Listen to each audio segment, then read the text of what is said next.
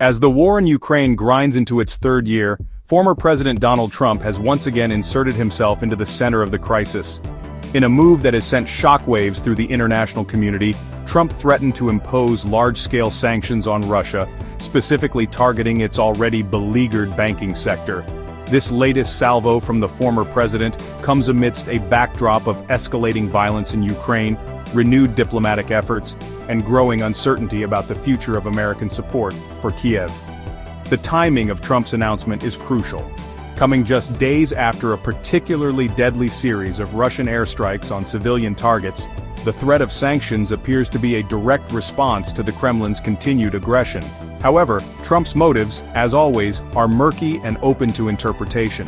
Some analysts see it as a genuine attempt to pressure Putin into ending the conflict, while others view it as a cynical ploy to remain relevant on the world stage. Whatever his reasons, Trump's threat of sanctions has injected a new element of volatility into an already precarious situation. The international community is watching closely to see if Trump will follow through on his promise, and how Putin will react if he does. The potential consequences of Trump's gambit are far-reaching and impossible to predict with any certainty. What is certain, however, is that the stakes in Ukraine have just gotten even higher. The world holds its breath as the drama continues to unfold. Despite the seemingly tough talk on sanctions, Trump has also sent mixed signals about his stance on the Ukraine conflict. In the same breath as his threats, Trump also remarked that Russia holds all the cards in the conflict, echoing previous statements that seem to sympathize with Putin's position. This apparent contradiction has left many observers scratching their heads and wondering what the former president's true intentions might be. Adding to the confusion, former National Security Advisor John Bolton, a one-time member of Trump's inner circle, has publicly cast doubt on the sincerity of Trump's threats. Bolton, who has become a vocal critic of his former boss, suggested that Putin likely views Trump's pronouncements as hollow and unlikely to be followed by concrete action. Bolton's assessment is shared by many Russia experts, who point to Trump's history of making empty threats and his well-documented affinity for the Russian autocrat. The conflicting messages emanating from Trump have further muddied the waters in an already complex situation. It remains unclear whether Trump's threat of sanctions is a genuine attempt to influence the course of the conflict, or simply another example of his penchant for impulsive and often contradictory pronouncements. This lack of clarity has sown confusion among allies and adversaries alike, making it even more difficult to find a peaceful resolution to the ongoing crisis. The world is left to grapple with the uncertainty of what a man who once held the most powerful office on earth might do next. While the world tries to decipher Trump's intentions, the human cost of the conflict in Ukraine continues to mount. On the night of March 8, 2025, just hours after Trump's surprise announcement, Russian forces unleashed another wave of deadly airstrikes on Ukrainian cities. The attacks, which targeted both military and civilian infrastructure, resulted in the deaths of at least 21 people, including several children. The eastern city of Donetsk was particularly hard hit, with 17 confirmed fatalities, including 11 civilians killed in a single strike on an apartment building in the town of Dobropilya. The city of Kharkiv also suffered heavy casualties, with at least 3 civilians killed in a series of missile attacks. In the southern region of Kherson, a man was killed by Russian shelling while attempting to flee his home. These latest casualties are a grim reminder of the devastating toll that the conflict has taken on the people of Ukraine. In addition to the thousands who have been killed, millions more have been displaced from their homes, their lives shattered by the violence. As the war drags on, the humanitarian crisis in Ukraine continues to worsen, with no end in sight. The international community has condemned the latest Russian attacks, but condemnation alone will not bring back the dead or ease the suffering of the living. Concrete action is needed to stop the violence and hold the perpetrators accountable. Until then, the people of Ukraine will continue to pay the price for a war they did not start. In a move that has further complicated the situation in Ukraine, the United States has quietly suspended military and intelligence support to the embattled nation. This decision, which was made public just days before Trump's sanctions announcement, has been met with alarm by Ukrainian officials and some Western allies. The suspension of support includes access to crucial satellite imagery, which Ukrainian forces have relied on to track Russian troop movements and target enemy positions. Without this vital intelligence, Ukrainian forces are essentially fighting blind, according to one Western military analyst. The loss of American support has also raised concerns about the Biden administration's commitment to Ukraine's defense. Some analysts see it as a sign that the U.S. is gradually disengaging from the conflict, while others believe it is simply a temporary measure designed to pressure both sides into negotiating a ceasefire. The suspension of American support has been met with sharp criticism from some quarters. Former Ukrainian MP Hanna Hopko accused the U.S. of abandoning Ukraine at a critical juncture, arguing that the decision will only benefit Russia. Hopko's concerns are shared by many in Ukraine, where there is a growing sense that the West is losing interest in their plight. The Biden administration has defended its decision, arguing that it is necessary to prevent a wider escalation of the conflict. However, the move has undoubtedly created a vacuum that Russia has been quick to exploit. The suspension of American support has left Ukraine more vulnerable than ever, and it remains to be seen what impact this will have on the course of the war.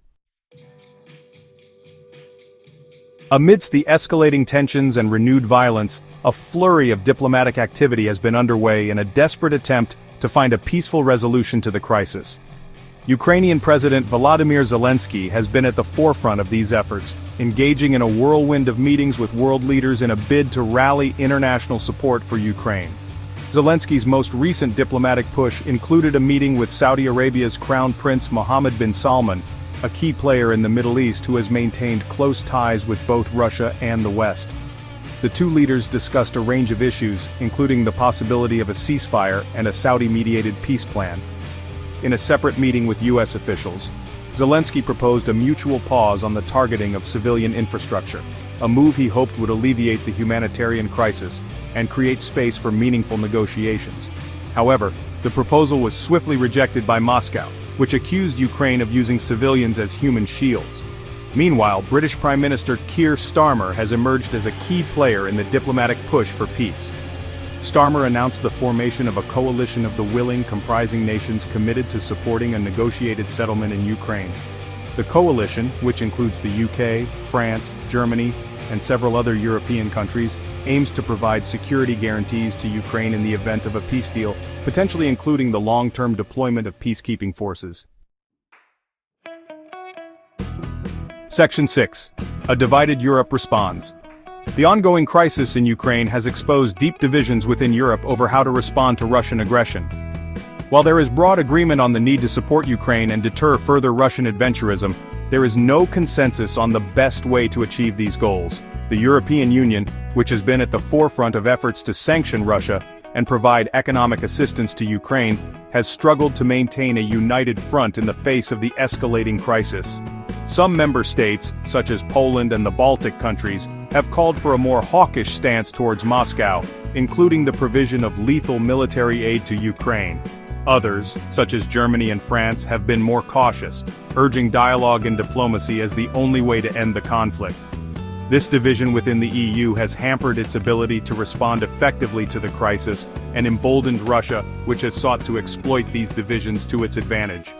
Poland, which shares a long and often troubled history with Russia, has emerged as one of the most vocal advocates for a tough stance against Moscow. Polish Prime Minister Mateusz Morawiecki has repeatedly called for increased NATO deployments to Eastern Europe and has pledged to significantly increase Poland's own defense spending in response to the perceived Russian threat.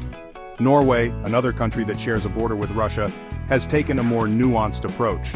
While condemning Russian aggression and providing humanitarian assistance to Ukraine, Norwegian Foreign Minister Anniken Huitfeldt has also stressed the importance of maintaining dialogue with Moscow and avoiding actions that could escalate the conflict.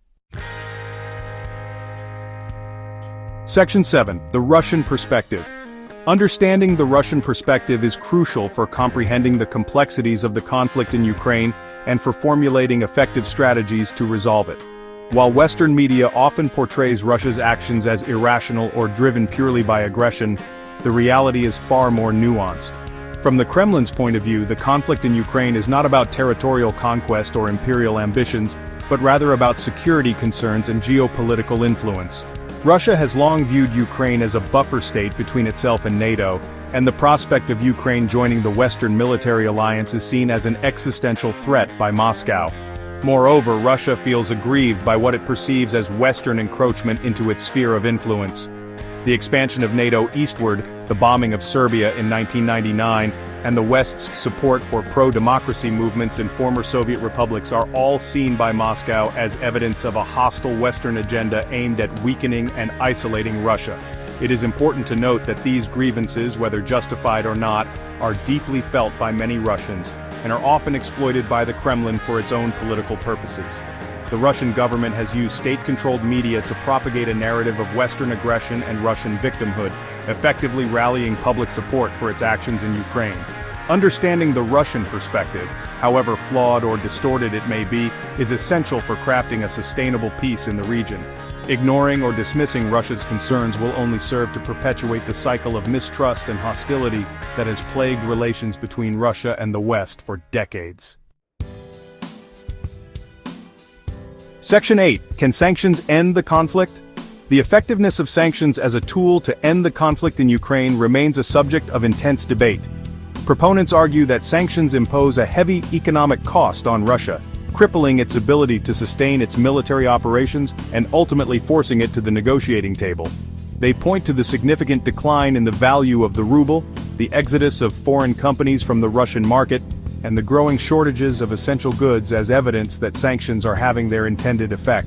However, critics of sanctions argue that they are ineffective, often counterproductive, and may even prolong the conflict. They point out that sanctions have historically had a poor track record of forcing regime change or altering the behavior of authoritarian leaders. Moreover, they argue that sanctions often harm ordinary citizens more than they do the ruling elites, potentially fueling resentment and bolstering support for the very regimes they are intended to punish. In the case of Russia, there is no clear consensus on the effectiveness of sanctions. While the Russian economy has undoubtedly been impacted, it has proven to be more resilient than many Western analysts initially predicted. Moreover, Russia has taken steps to mitigate the impact of sanctions, such as pivoting to alternative markets for its energy exports and fostering closer economic ties with countries like China and India. Furthermore, there is a risk that sanctions could backfire by strengthening Putin's grip on power. The Kremlin has effectively used the specter of Western sanctions to rally nationalist sentiment and portray itself as the defender of Russian sovereignty against foreign aggression. Section 9. Conclusion: a dangerous game.